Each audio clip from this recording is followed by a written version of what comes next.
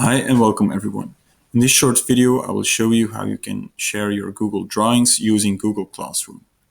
To go to Google Classroom, select the little waffle icon in a new Chrome tab. Then go on to Google Classroom, and in the home page, just select the right class where you want to share your drawing. For me, that's Belgian history. To share something with your class, you might as well know this already. Just click this little icon, and I want to share a drawing that's in my Google Drive. So I'll select the little Drive icon.